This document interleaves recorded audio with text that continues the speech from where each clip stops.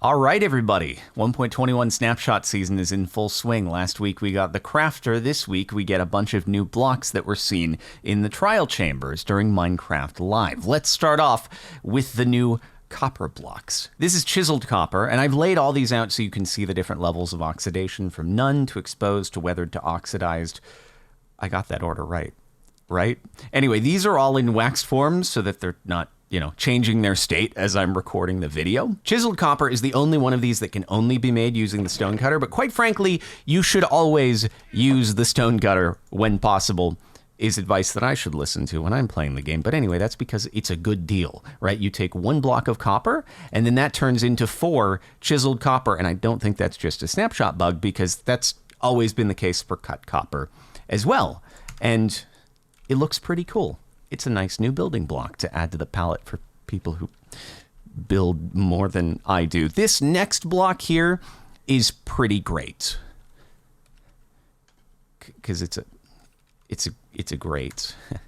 Anyway, you can craft this in a crafting table like so, but like I said, you should never do that. And the reason why is this recipe here, it gives you 4 grates in return. On the other hand, I go into the stone cutter and I get 4 grates from 1. Why does this recipe not give me 16 in return? What a ripoff. Never craft manually. Use the stone cutter.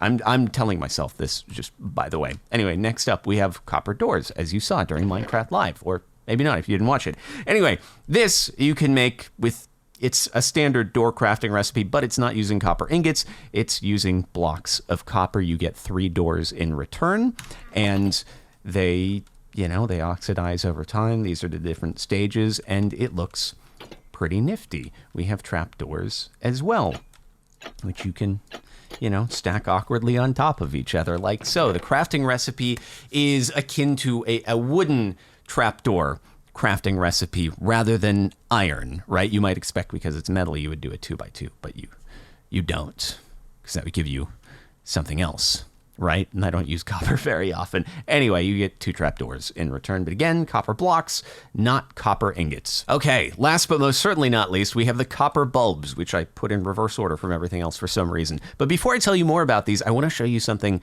very satisfying. Now that all these new copper blocks have been added, if you go into the creative menu and you just search for copper, look at how it displays everything perfectly, line by line, from non-waxed to waxed down below it, and then you have the few stragglers down at the bottom. This is great. Copper bulbs actually provide a new use for blaze rods. This is the crafting recipe. You get 4 copper bulbs in return. And to my knowledge, this is the only block in the game to ever work the way I'm about to show you with redstone. So, put a lever down. I'm going to turn it on. Turns the light on. You're like, okay, well, that's kind of what I would expect. But now, I turn the light off.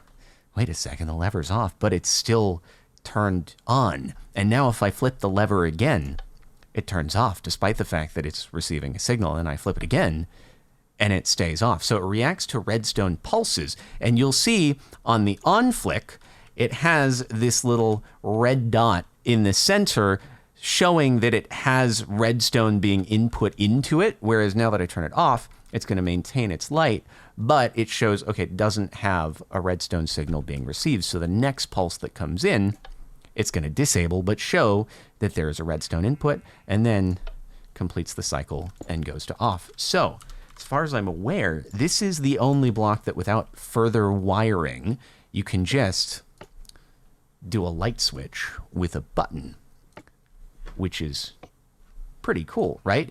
And if I were to put the lever on the block directly, it doesn't actually transmit, so it's not going to affect this block. It will only affect the block that the lever is on, rather than passing the signal through to the next one. Speaking of passing things through, the copper bulbs seem to allow ambient light to pass through them, which I don't know if that's intentional or not. But anyway, I want to show you over here that the different levels of oxidation on the copper bulbs emit different levels of light. And so when I was making this, I sealed up the area and I'm like, it's still very light in here.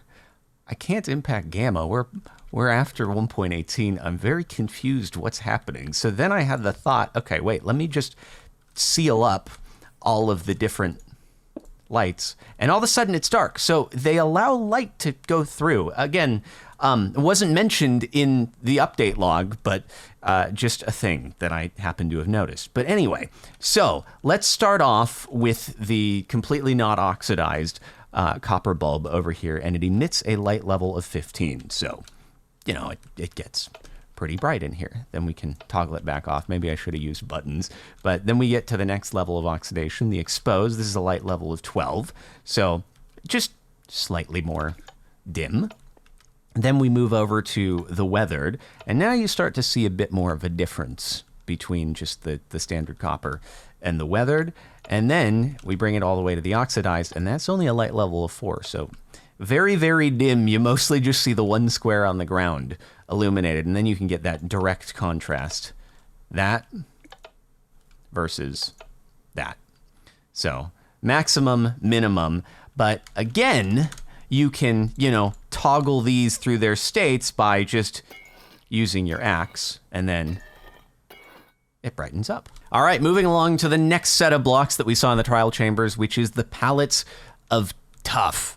So you can now take Tuff as you find it in the ground, and you can make it into stairs and slabs and walls, and using a stone cutter, chiseled Tuff, which is pretty fancy looking and pretty cool. You can then take the Tuff and 2x2 it in a crafting table, or not in a crafting table, I suppose, and that makes the polished Tuff. So polished Tuff block, stair, slab, and wall. And then you can take the polished Tuff, and you can turn that with a 2x2 into the Tuff bricks. These look really nice. I'm not much of a builder, as you well know, but for me, digging out basements and making dungeon-like places to live, this is an exceptional new block to be able to use rather than just having stone bricks. I love it. It's great. Stairs, slabs, walls, and polished, and it almost looks like, you know, three-dimensional, like it has some kind of depth map to it, even though it doesn't. And while you can do all this in a crafting table, if you would like, you probably shouldn't. It's just going to be easier if you take any of the Tuff, and you can skip the steps of converting it into the polished and then the bricks from there, and you can just make anything out of the gate right in the stone cutter. Whatever you want, it's there, easy peasy. Use the stone cutter. Again, I tell myself. But for this, oh my God, it's so much easier if you just put the Tuff in and use a stone cutter and then do whatever from there. But yeah, you can get all the variants, and looks nice. I love these. I probably won't end up using copper too much in life, but these I think we'll see some use. So pretty awesome. Okay, finally, oh my goodness, we have a new bat model and texture. The arguably least useful mob in Minecraft now looks a little bit cuter with its big floppy ears, so that I can, I suppose, feel a little bit worse when I accidentally, of course, take a swing at it when I'm trying to hit another mob or mine an ore and it's in the way. But look at it. Look at this guy right here. Oh man, definitely looks more bat-like. I am the Batman in here. That's it for this new snapshot. I hope you've enjoyed. Subscribe to the channel to stay tuned for more updates, or check the playlist if you've missed the previous one on the crafter or Minecraft live stuff or anything like that. And I'll see you in the next one.